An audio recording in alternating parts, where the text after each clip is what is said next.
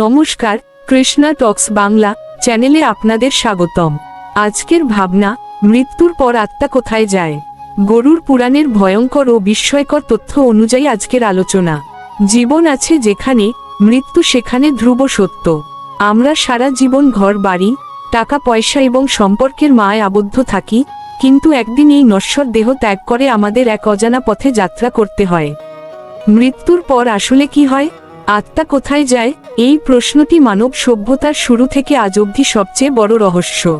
আজ আমরা সনাতন শাস্ত্রের অন্যতম স্তম্ভ গরুড় পুরাণ এর আলোকে এই রহস্যের পর্দা উন্মোচন করব। এই আলোচনাটি কেবল ভয় দেখানোর জন্য নয়, বরং জীবনকে সঠিক পথে চালিত করার এক আধ্যাত্মিক নির্দেশিকা। গরুড় পুরাণের উৎপত্তি ও প্রেক্ষাপট। গরুড় পুরাণ হল 18টি মহাপুরাণের অন্যতম। স্বয়ং ভগবান শ্রীবিষ্ণু তার বাহন গরুড়কে এই মহাজাগতিক সত্যের কথা বলেছিলেন। যখন গরুড়দেব ভগবানকে জিজ্ঞেস করেছিলেন যে মৃত্যুর পর জীবের দশা কি হয় এবং যারা পাপকর্ম করে তাদের শাস্তি কেমন হয়, তখন শ্রীহরি এই নিগূঢ় রহস্য বর্ণনা করেন। এটি কেবল মৃত্যুর পরের কথা বলে না, বরং কর্মফল এবং আত্মার অমরত্বের কথা বলে। আজকের এই আলোচনাটি অত্যন্ত দীর্ঘ এবং তথ্য সমৃদ্ধ হতে চলেছে, তাই ধৈর্য সহকারে শেষ পর্যন্ত শুনুন। প্রাণবায়ু ত্যাগের শেষ মুহূর্ত। মৃত্যু যখন শিয়রে আসে, তখন মানুষের পঞ্চপ্রাণ বিকল হতে শুরু করে। গরুড় পুরাণে বলা হয়েছে, মৃত্যুর ঠিক আগে মানুষের বাকশক্তি হারিয়ে যায় এবং সে তার সারা জীবনের সমস্ত কর্মকাণ্ড একটি চলচ্চিত্রের মতো চোখের সামনে দেখতে পায়। এই সময় যারা সারা জীবন পুণ্যকর্ম করেছেন, তাদের মুখমণ্ডল শান্ত থাকে, কিন্তু যারা পাপাস্ত, তাদের চোখে মুখে এক চরম আতঙ্কের ছাপ ফুটে ওঠে। যমদূতদের উপস্থিতি তারা অনুভব করতে শুরু করে এবং এক গভীর নিঃসঙ্গতা তাদের ঘিরে ধরে। যমদূতের আগমন ও আত্মার আতঙ্ক। পাপী ব্যক্তিদের দেহ থেকে প্রাণ ছিনিয়ে নিতে যমরাজ দুজন ভয়ঙ্কর দূত পাঠান। গরুড় পুরাণে তাদের বর্ণনা অত্যন্ত লোমহর্ষক। তাদের গায়ের রং মেঘের মতো কালো, তাদের চোখ আগুনের গোলার মতো এবং হাতে থাকে যমপাশ। আত্মা যখন শরীর ত্যাগ করতে অস্বীকার করে, তখন যমদূতরা পাশ দিয়ে আত্মাকে টেনে বের করে আনে। এই দৃশ্যটি কল্পনা করলেও শরীর শিউরে ওঠে। কিন্তু যারা পরম বৈষ্ণব বা ধার্মিক, তাদের নিতে আসেন স্বয়ং বিষ্ণুদূতরা, যাদের কান্তি অত্যন্ত স্নিগ্ধ ও জ্যোতির্ময়। বৈতরণী নদী ও প্রথম যাত্রা। দেহ ত্যাগের পর আত্মাকে যমলোকে নিয়ে যাওয়ার পথে পার হতে হয় বৈতরণী নদী। গরুড় পুরাণে এই নদীর বর্ণনা দেওয়া হয়েছে অত্যন্ত বীভৎসভাবে। এই নদীটি পুজ, রক্ত এবং অস্থিতে পূর্ণ। যারা পৃথিবীতে গোদান বা দান ধ্যান করেননি, তাদের জন্য এই নদী পার হওয়া অসম্ভব হয়ে পড়ে। উত্তপ্ত বালুকারাশি এবং অন্ধকার পথে আত্মাকে হাঁটিয়ে নিয়ে যাওয়া হয়। এই যাত্রায় আত্মা তার কৃতকর্মের জন্য হাহাকার করতে থাকে, কিন্তু তখন আর ফেরার কোনো পথ থাকে না। যমপুরীর বিচার ও চিত্রগুপ্তের খাতা। দীর্ঘ 47 দিনের যাত্রা শেষে আত্মা পৌঁছায় যমরাজের দরবারে। সেখানে কর্মের বিচারক চিত্রগুপ্তের কাছে প্রতিটি মানুষের পাপ ও পুণ্যের পুঙ্খানুপুঙ্খ হিসাব থাকে। চিত্রগুপ্তের সেই অগ্নিকুণ্ড নামক খাতায় আমাদের গোপনতম চিন্তাগুলোও নথিভুক্ত থাকে। সেখানে কোনো মিথ্যা কথা বা ওকালতি চলে না। প্রতিটি কর্মের জন্য সেখানে জবাবদিহি করতে হয়। যমরাজ তখন কর্ম অনুযায়ী সেই আত্মাকে স্বর্গ, নরক অথবা পুনরায় মর্ত্যালোকে জন্মানোর আদেশ প্রদান করেন। পিণ্ড দান ও তৃপ্তির গুরুত্ব। শাস্ত্রে বলা হয়েছে, মৃত্যুর পর মৃত ব্যক্তির উদ্দেশ্যে যে পিণ্ডদান করা হয়, তা আত্মার পরবর্তী যাত্রার পাথেয়। যদি কোনো সন্তান তার পিতামাতার পিণ্ডদান না করে, তবে সেই আত্মা ক্ষুধার্ত ও তৃষ্ণার্ত অবস্থায় যমলোকে ঘুরে বেড়ায়। এই পিণ্ডদান আত্মাকে যমলোকের দীর্ঘ পথ অতিক্রম করার শক্তি যোগায়।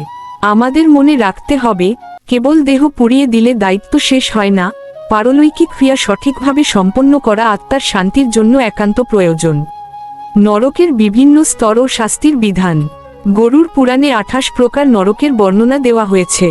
যারা পরধন হরণ করে, অন্যের ক্ষতি করে কিংবা গুরুজনদের অপমান করে, তাদের জন্য আলাদা আলাদা শাস্তির ঘর রয়েছে। যেমন তামিশ্র নরক, অন্ধতামিশ্র নরক। সেখানে উত্তপ্ত তেলে ভাজা থেকে শুরু করে তীক্ষ্ণ অস্ত্রের আঘাত, প্রতিটি পাপের জন্য নির্দিষ্ট যন্ত্রণা ভোগ করতে হয়। এই বর্ণনাগুলো আমাদের মনে করিয়ে দেয় যে জগতের আইনকে ফাঁকি দেওয়া গেলেও ঈশ্বরের বিচারকে ফাঁকি দেওয়া অসম্ভব। প্রেত লোক ও প্রেত যোনির দশা। সব আত্মা সরাসরি নরক বা স্বর্গে যায় না। যাদের অকাল মৃত্যু হয় কিংবা যাদের কামনা বাসনা অত্যন্ত প্রবল থাকে, তারা প্রেত লোকে আটকা পড়ে। এরা না পায় কোনো শরীর, না পায় শান্তি। বাতাস থেকে তারা আহার গ্রহণ করে এবং তৃষ্ণায় ছটফট করে। যারা অন্যের হক মেরে খায় বা বিশ্বাসঘাতকতা করে, তাদের এই প্রেত জনিতে দীর্ঘদিন থাকতে হয়। এই অবস্থা থেকে মুক্তির একমাত্র পথ হল শ্রীকৃষ্ণের নাম সংকীর্তন ও গীতা পাঠ। পাপীর দণ্ড ও পুনর্জন্মের চক্র। নরকের শাস্তি ভোগ করার পর সেই আত্মা আবার মর্ত্যালোকে ফিরে আসে। তবে সে আবার মানুষ হয়ে জন্মাবে কি না, তা নির্ভর করে তার অবশিষ্টাংশ কর্মফলের ওপর। অনেক সময় আত্মাকে পশু, পাখি বা বৃক্ষ জনিতে জন্ম নিতে হয়। গরুর পুরাণে বলা হয়েছে, 84 লক্ষ যোনি ভ্রমণ করার পর ভাগ্যক্রমে আবার মনুষ্য জন্ম পাওয়া যায়। তাই এই দুর্লভ জন্মকে কেবল ভোগবিলাসে নষ্ট করা উচিত নয়। পুণ্যবানের স্বর্গযাত্রা। যারা সারা জীবন নিঃস্বার্থ সেবা, পূজা এবং ধর্মের পথে চলেছেন, তাদের যমলোকে কোনো কষ্ট ভোগ করতে হয় না। তারা নন্দন কাননের শীতল ছায়ায় স্বর্গের সুখ ভোগ করেন। সেখানে তাদের সেবা করার জন্য অপ্সরারা থাকে এবং তারা দেবতার মতো জীবন যাপন করে। তবে মনে রাখতে হবে, স্বর্গের সুখ স্থায়ী নয়। পুণ্য শেষ হয়ে গেলে আবার পৃথিবীতে ফিরে আসতে হয়। পরনিন্দার পরিণাম ও আধ্যাত্মিক শিক্ষা। গরুর পুরাণে বিশেষ জোর দেওয়া হয়েছে জিহ্বার ব্যবহারের ওপর। যারা পরনিন্দা করে বা মিথ্যা সাক্ষ্য দেয়, যমলোকে তাদের জিহ্বায় যমদূতরা তীক্ষ্ণ হুল ফুটিয়ে দেয়। মানুষের দোষ খোঁজার চেয়ে নিজের দোষ সংশোধন করাই হলো প্রকৃত সাধনা। আমরা যদি আজ থেকেই নিজেদের শুধরে না নিই, তবে মৃত্যুর পর অনুশোচনা ছাড়া আর কিছুই অবশিষ্ট থাকবে না। স্ত্রী ও পুরুষের কর্তব্যের অবহেলা। সংসার জীবনে স্বামী স্ত্রীর একে অপরের প্রতি যে কর্তব্য রয়েছে, তার অবহেলা করলেও যমলোকে কঠোর দণ্ড পেতে হয়। বিশেষ করে যারা সতীত্ব নষ্ট করে বা অধার্মিক পথে চলে, তাদের জন্য লোহশ্লাকা নামক যন্ত্রণাদায়ক শাস্তির কথা বলা হয়েছে। এই পুরাণ আমাদের একটি শৃঙ্খলাবদ্ধ ও নীতিবান সমাজ গঠনে সাহায্য করে। কেন গরুর পুরাণ কেবল শ্রাদ্ধবাড়িতে পাঠ করা হয়? একটি ভুল ধারণা আছে যে গরুর পুরাণ কেবল অমঙ্গলজনক বা শ্রাদ্ধের সময় পাঠ্য। আসলে এই পুরাণ আমাদের জীবনকে পবিত্র করতে শেখায়। মৃত্যুর কথা স্মরণে থাকলে মানুষ পাপ করতে ভয় পায়। এই পুরাণের আলোচনা আমাদের অহংকার চূর্ণ করে এবং আমাদের বিনম্র হতে শেখায়। এটি শোকসন্তপ্ত পরিবারকে আত্মার অমরত্ব বুঝিয়ে সান্ত্বনা দান করে। মুক্তি বা মোক্ষ লাভের একমাত্র পথ। স্বর্গ বা নরক উভয়ই জন্ম মৃত্যুর চক্রের অংশ, কিন্তু এই চক্র থেকে চিরস্থায়ী মুক্তির নামই হল মোক্ষ। শ্রীকৃষ্ণ গীতায় বলেছেন, যারা তার চরণে সম্পূর্ণ আত্মসমর্পণ করে, তারা আর এই জগতরূপী মায়ার ফাঁদে ফিরে আসে না। গরুর পুরাণেও বিষ্ণুভক্তির মহিমা গাওয়ানো হয়েছে।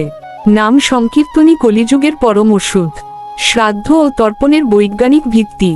অনেকে মনে করেন শ্রাদ্ধ একটি কুসংস্কার, কিন্তু গরুর পুরাণ বলে, শক্তির রূপান্তর ঘটে মাত্র পিণ্ডদানের মাধ্যমে। যে মন্ত্রোচ্চারণ হয়, তার কম্পন ভাইব্রেশন আত্মার কাছে পৌঁছে যায়। এটি একটি সূক্ষ্ম বিজ্ঞান যা আমাদের পূর্বপুরুষদের সাথে আমাদের সংযোগ স্থাপন করে এবং তাদের আশীর্বাদ আমাদের জীবনে সমৃদ্ধি আনে। অকাল মৃত্যু ও তার কারণ। শাস্ত্র মতে, মানুষের পরমায়ু তার কর্মের দ্বারা নিয়ন্ত্রিত হয়। যারা অতিমাত্রায় অনাচারী বা আত্মঘাতী, তাদের অকাল মৃত্যু ঘটে। অকাল মৃত্যুতে আত্মাকে দীর্ঘকাল প্রেত জনিতে থাকতে হয়, কারণ তার নির্ধারিত সময়ের আগে শরীর নষ্ট হয়ে যায়। তাই জীবনকে রক্ষা করা এবং ধর্মের পথে চলা প্রতিটি মানুষের কর্তব্য। বৈকুণ্ঠ ধামের হাতছানি। যমলোক ও স্বর্গের ঊর্ধ্বে হল বৈকুণ্ঠ ধাম। যারা শ্রীহরিকে হৃদয়ে ধারণ করে প্রাণত্যাগ করে, তাদের কোনো বিচার বা নরক নেই। তারা সরাসরি ভগবানের নিত্যধামে পৌঁছে যায়। সেখানে দুঃখ নেই, জরা নেই, কেবল আনন্দ। গরুর পুরাণের শেষ শিক্ষা হল, পার্থিব সুখে মজে না থেকে কৃষ্ণের চরণে মতি স্থির করা। আজকের ভাবনার নির্যাস। এতক্ষণের আলোচনায় আমরা বুঝলাম যে, মৃত্যু কোনো শেষ নয়, বরং এটি একটি নতুন অধ্যায়ের শুরু। আমাদের কর্মই আমাদের পথ নির্ধারণ করে। জগতের সুখ আসলে ফাঁকি, কারণ মৃত্যুর পর কেবল আমাদের কর্মই সঙ্গী হয়, অন্য কিছুই আমাদের সাথে যাবে না। সুপ্রিয় দর্শক, মৃত্যুর পর আত্মা কোথায় যায়? গরুর পুরাণের এই দীর্ঘ আলোচনা যদি আপনার মনে সামান্য হলেও ধর্মভাব জাগাতে পারে, তবেই আমাদের শ্রম সার্থক। জীবন ক্ষণস্থায়ী, তাই আজই ঘৃণা, হিংসা ও অধর্ম ত্যাগ করে প্রেমের পথে চলুন। ভিডিওটি ভালো লাগলে লাইক দিয়ে শেয়ার করুন, যাতে অন্যরাও এই সত্য জানতে পারে। আপনাদের কোনো প্রশ্ন থাকলে কমেন্টে জানান। মনে রাখবেন, আমাদের পরবর্তী আলোচনা প্রকাশিত হবে প্রতিদিন রাত 8টায়। ভুল ত্রুটি হলে ক্ষমাসুন্দর দৃষ্টিতে দেখবেন। ভালো থাকুন, কৃষ্ণ চিন্তায় থাকুন। হরে কৃষ্ণ। ভগবান শ্রীকৃষ্ণের চরণে একান্ত আশ্রয়। শ্রী মিলান দেবনাথ। নমস্কার, কৃষ্ণা টক্স বাংলা চ্যানেলে আপনাদের স্বাগতম। আজ আমরা জীবনের এক অমোঘ সত্য নিয়ে আলোচনা করব। আমাদের একজন প্রিয় ভক্ত বীণাপানি চ্যাটার্জি আগের একটি ভিডিওতে একটি গভীর মন্তব্য করেছিলেন। সুখের কথা বলো না আর, শুনেছি সুখ কেবল ফাঁকি। এই একটি বাক্যের মধ্যেই লুকিয়ে আছে দীর্ঘ জীবনের অভিজ্ঞতা, প্রশ্ন আর এক নীরব আধ্যাত্মিক তৃষ্ণা। সেই অনুভবকে সম্মান জানিয়েই আজকের ভাবনার নাম রাখা হয়েছে সুখের কথা বলো না আর, শুনেছি সুখ কেবল ফাঁকি। মায়ার মরীচিকা ও সুখের সংজ্ঞা। আমরা যাকে সুখ বলে ধরে নিই, শাস্ত্র তাকে মায়া নামে চিহ্নিত করেছে। যেমন মরুভূমিতে জল দেখে হরিণ ছুটে যায়, কিন্তু শেষ পর্যন্ত জল পায় না। ভক্তের এই উপলব্ধি, সুখ কেবল ফাঁকি, আসলে সেই মরীচিকার পর্দা সরে যাওয়ারই প্রথম ধাপ। শ্রীমদ্ভগবদ্গীতার দৃষ্টিতে সুখ রাজবিদ্যা রাজগুহ্য যোগ। ভগবান শ্রীকৃষ্ণ গীতায় 9ম অধ্যায়ের 33 নং শ্লোকে বলেছেন, অনিত্যং সুখং লোকমিমং প্রাপ্য ভজস্ব মাম। অর্থাৎ এই জগৎ অনিত্য এবং সুখহীন। ভক্ত যখন বলেন সুখ ফাঁকি, তখন তিনি আসলে কৃষ্ণের এই শাশ্বত সত্যকেই নিজের জীবনে অনুভব করছেন। অনিত্য জগতের মায়া ও ভক্তির আবাহন। আমাদের এই জড় জগৎকে শাস্ত্রে দুঃখালয় বলা হয়েছে। এখানে আমরা যাকে সুখ বলে আঁকড়ে ধরি, তা আসলে গ্রীষ্মকালের তপ্ত বালুর ওপর পড়ে থাকা এক বিন্দু জলের মতো, যা তৃষ্ণা মেটানোর আগেই শুকিয়ে যায়। আমাদের সেই পরম ভক্ত যখন বলেন সুখ কেবল ফাঁকি, তখন তিনি আসলে এই অনিত্য জগতের নশ্বর রূপটিকেই তুলে ধরেছেন। শ্রীমদ্ভাগবতে বলা হয়েছে, মানুষ ততক্ষণ পর্যন্ত এই মায়ার জালে আবদ্ধ থাকে, যতক্ষণ না সে বুঝতে পারে যে পার্থিব সম্পদ বা সম্পর্ক তাকে চিরস্থায়ী তৃপ্তি দিতে পারবে না। এই ফাঁকি শব্দটির মধ্যেই লুকিয়ে আছে আধ্যাত্মিক জাগরণের বীজ। যখন আমরা বুঝতে পারি যে বাইরের জগতে সুখ নেই, তখনই আমাদের অন্তর আত্মানুসন্ধানে প্রবৃত্ত হয় এবং শ্রীকৃষ্ণের চরণে সত্যিকারের আশ্রয় খুঁজে পায়। শ্রীমদ্ভগবদ্গীতার নিষ্কাম কর্ম ও সুখের ভ্রান্তি। ভগবান শ্রীকৃষ্ণ অর্জুনকে বলেছিলেন, মানুষ যখন ফলের আশা করে কোনো কাজ করে, তখন সেই ফল প্রাপ্তির আনন্দ তাকে ক্ষণিকের জন্য সুখ দিলেও ফল হারানোর ভয় তাকে দীর্ঘস্থায়ী অশান্তিতে নিমজ্জিত করে। ভক্তের ওই আক্ষেপ সুখের কথা বলো না আর, আসলে এই ফলভোগের ক্লান্তিরই বহিঃপ্রকাশ। আমরা যখন কোনো বস্তুকে নিজের ভোগের জন্য চাই, তখন সেই বস্তুটি আমাদের ওপর কর্তৃত্ব করতে শুরু করে। কিন্তু শ্রীমদ্ভগবদ্গীতার শিক্ষা হল, কর্ম করো কিন্তু ফল কৃষ্ণকে অর্পণ করো।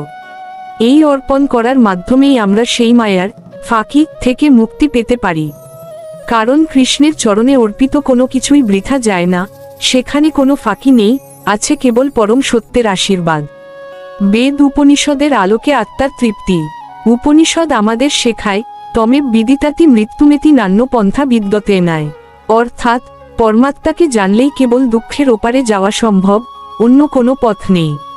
আমরা জাগতিক বস্তুর মাঝে যে সুখ খুঁজি, তা মূলত আত্মার সাময়িক বিচ্যুতি। ভক্ত যখন আক্ষেপ করে বলেন, শুনেছি সুখ কেবল ফাঁকি, তখন তার সেই সুরের মধ্যে উপনিষদের সেই চিরন্তন অতৃপ্তিই ধ্বনিত হচ্ছে। এই জগৎ আমাদের যা কিছু দেয়, তা একদিন কেড়েও নেয়। কিন্তু বেদের শিক্ষা অনুযায়ী যা অসীম এবং যা পূর্ণ, তাই প্রকৃত আনন্দ। ক্ষুদ্র বস্তুতে বা ক্ষণস্থায়ী মুহূর্তের মাঝে অনন্ত সুখ খোঁজাটাই আমাদের ভুল, আর এই ভুল যখন ভাঙে, তখনই আমরা বুঝতে পারি যে জাগতিক সুখের মোহ আসলে আমাদের আধ্যাত্মিক উন্নতির পথে এক বিরাট অন্তরায়। পুরাণ ও মহাকাব্যের জীবন দর্শন। মহাভারত এবং রামায়ণের পড়তে পড়তে আমরা দেখি, বড় বড় রাজা মহারাজারাও এই পার্থিব সুখে শান্তি পাননি। যুধিষ্ঠির মহারাজ সমস্ত পৃথিবী জয় করার পরেও শান্তিতে ছিলেন না, যতক্ষণ না তিনি কৃষ্ণতত্ত্ব লাভ করেছিলেন। রামায়ণে দেবী সীতা যখন মায়ামৃগের পেছনে ছুটেছিলেন, সেই মৃগটি যেমন সুন্দর ছিল কিন্তু শেষ পর্যন্ত তা বিপদের কারণ হয়ে দাঁড়িয়েছিল। আমাদের জীবনটাও ঠিক তেমনি। ভক্তের সেই উক্তি, সুখ কেবল ফাঁকি, যেন সেই মায়ামৃগের পেছনে ছুটে ক্লান্ত হওয়া এক আত্মার গভীর দীর্ঘশ্বাস। শাস্ত্র আমাদের বারবার মনে করিয়ে দেয় যে এই জগৎ একটি পরীক্ষাক্ষেত্র মাত্র। এখানকার সুখ বা দুঃখ কোনোটি স্থায়ী নয়। তাই এই ফাঁকি বা মায়ার ঊর্ধ্বে উঠে আমাদের শ্রীকৃষ্ণের রাঙাচরণে আত্মনিবেদন করতে হবে। ভক্তিযোগের মাধ্যমে পরম শান্তিতে উত্তরণ। ভক্তিযোগ আমাদের শেখায় যে দুঃখকে ঘৃণা না করে তাকে ভগবানের দেওয়া একটি সুযোগ হিসেবে দেখা উচিত। শ্রীমদ্ভাগবতে বর্ণিত আছে যে কৃষ্ণ যখন কারো সব সুখ কেড়ে নেন তখন আসলে তিনি তাকে নিজের দিকে টানেন। ভক্ত যখন বলেন সুখের কথা বলো না, তখন বুঝতে হবে তিনি আর এই জগতের কৃত্রিম হাসিতে ভুলতে রাজি নন। তিনি এখন সেই গাম্ভীর্যপূর্ণ প্রশান্তি খুঁজছেন যা কেবল পরমেশ্বরের নাম সংকীর্তনেই পাওয়া সম্ভব। এই জাগতিক সুখের ফাঁকি থেকে বাঁচতে হলে আমাদের ভগবানের নামের নৌকায় চড়তে হবে। যখন আমাদের হৃদয় কৃষ্ণপ্রেমে সিক্ত হবে তখন আর এই জগৎকে ফাঁকি মনে হবে না, বরং প্রতিটি মুহূর্তকে মনে হবে ভগবানের চরণে পৌঁছানোর এক একটি সোপান। শ্রীমদ্ভগবদ্গীতার দুঃখালয়মশাশ্বতম তত্ত্ব ও আমাদের মোহ। ভগবান শ্রীকৃষ্ণ গীতায় এই জগৎকে দুঃখালয় বলে সংজ্ঞায়িত করেছেন। যেমন চিকিৎসালয় বা হিমালয়, যেখানে গেলে কেবল চিকিৎসা বা বরফই পাওয়া যায়, তেমনি এই জগৎটি হলো দুঃখের ঘর। ভক্ত যখন হৃদয়ের গভীর থেকে বলেন সুখ কেবল ফাঁকি, তখন তিনি আসলে অজান্তেই ভগবানের এই পরম সত্যটিকেই স্বীকার করে নিচ্ছেন। আমরা এই মর্ত্যালোকে স্থায়ী সুখ খুঁজি, যা শাস্ত্রীয়ভাবে অসম্ভব। এই জগতের নিয়মই হল পরিবর্তনশীলতা। আজ যা আমাদের হাসায়, কাল তাই আমাদের কাঁদায়। এই দান্দিকতা থেকে মুক্তি পেতেই কৃষ্ণ অর্জুনকে বলেছিলেন এই অনিত্য জগৎকে ত্যাগ করে তার চরণে আশ্রয় নিতে। কারণ কৃষ্ণের প্রেমই একমাত্র সত্য, বাকি সব জাগতিক আয়োজনই আসলে সময়ের স্রোতে ধুয়ে যাওয়া বালুর ঘরের মতো এক নিছক ফাঁকি। মায়ার বন্ধন ও কর্মফলের রহস্য। শাস্ত্রে মায়াকে বলা হয়েছে এক অদ্ভুত শক্তি যা আমাদের সত্য দেখতে বাধা দেয়। এই মায়া আমাদের বারবার বোঝায় যে এই শরীরই আমি এবং শরীরকে তৃপ্ত করাই জীবনের উদ্দেশ্য। কিন্তু শরীর তো মরণশীল। যখন আমাদের কোনো প্রিয়জন চলে যায় বা আমরা কোনো বড় লোকসানের মুখে পড়ি, তখনই আমাদের মোহভঙ্গ হয় এবং আমরা বলতে বাধ্য হই সুখের কথা বলো না আর। ভক্তের এই আর্তনাদ আসলে মায়ার সেই মরীচিকা ভেদ করার চেষ্টা। ভাগবত বলছে কর্মের জালে জড়িয়ে আমরা বারংবার একই সুখে সুখী হতে চাই, কিন্তু কর্মফল আমাদের সবসময় অতৃপ্ত রাখে। এই ফাঁকি থেকে বাঁচার একমাত্র উপায় হল শ্রীকৃষ্ণের চরণে আমাদের প্রতিটি কর্ম উৎসর্গ করা। তখন কাজ আর বন্ধন থাকে না, তা হয়ে ওঠে মুক্তির পথ। ভাগবতের অজাতশত্রু তত্ত্ব ও ধৈর্যের পরীক্ষা। শ্রীমদ্ভাগবতে ভক্তদের জীবন লক্ষ্য করলে দেখা যায় তারা সুখকে কখনো জীবনের মাপকাঠি করেননি।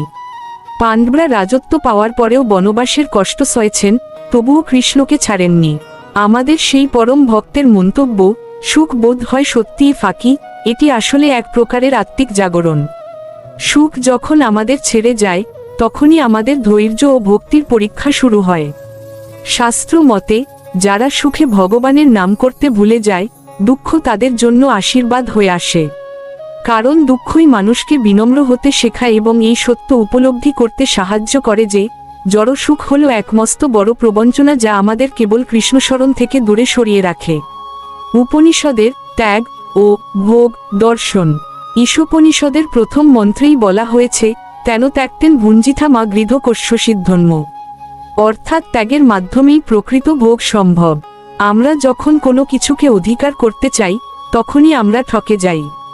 ভক্ত যখন বলেন শুনেছি সুখ কেবল ফাঁকি, তখন তিনি আসলে সেই অধিকারবোধের তিক্ততা থেকে কথাটি বলছেন।